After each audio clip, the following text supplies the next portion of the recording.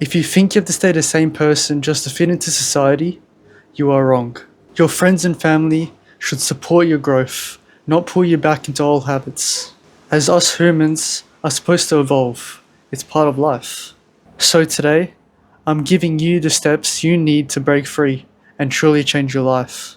The number one thing that is the most important and I've learnt over the years is stop caring what people think. I remember throughout my schooling education, I used to try and be friends with everyone. In reality, not everyone liked me. So what I learned from this was you should just be yourself. Do what you think is right. And when you are yourself, you start to build authentic connections, not fake connections. Authentic connections should uplift you. Fake connections, however, will drain you.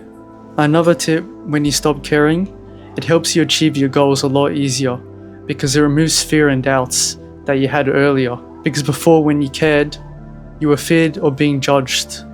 But how do we actually stop caring?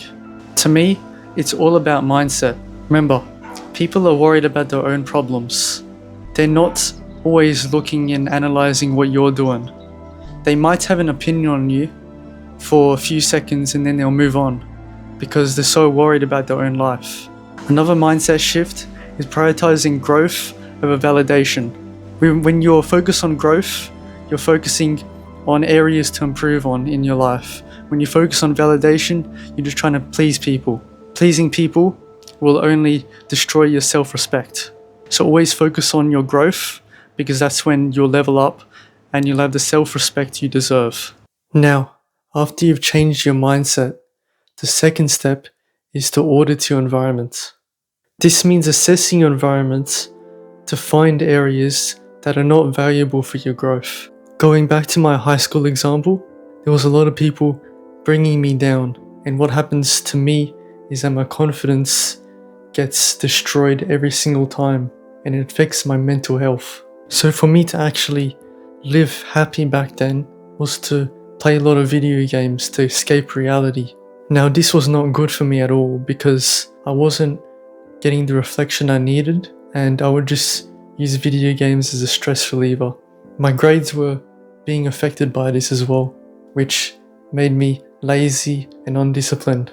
Now, when I transitioned from high school to uni, that's when I saw the effects of my environment.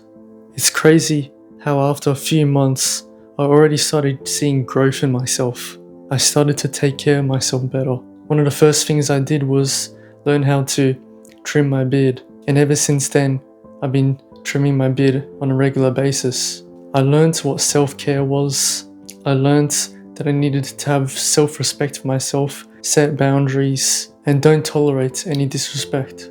For me, I didn't even realize that high school environment was not even good for me until I actually shifted to a good environment. And that good environment for me was more personal time, more time at home. I wasn't disrespected anymore. I had reflection time, and it just built my confidence over time when I started to build on my habits, build on my good habits. So I want you to really reflect on your environment right now and see whether it is helping you grow or it's holding you back from the person you need to be. Now, I don't even game anymore. It doesn't add any value to my life anymore. So I'm just focused on things that will help me grow. Now, to see yourself actually grow, you need sustainable growth. And this comes from living with a purpose. You need to know why you want to improve. Once you know why you want to improve, that's when you'll show up every single day. And that's why I can wake up early every single day. When you're finding your purpose, it can be as simple as living a healthy lifestyle, because that's what I did at first. My purpose was to build a better physique. And by doing that, I started to have better habits in my life surrounding my health. That's how I can wake up at 6:30 every single day. And I don't even treat the weekends as a weekend. I just treat it as a normal day because I'm grateful that I can live another day to improve myself. Your purpose can always change though. And when your purpose changes, that's when your identity changes.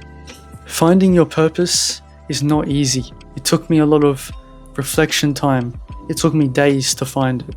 And once I did, that's when I started to build consistent habits throughout my day. That's how I built control over my life.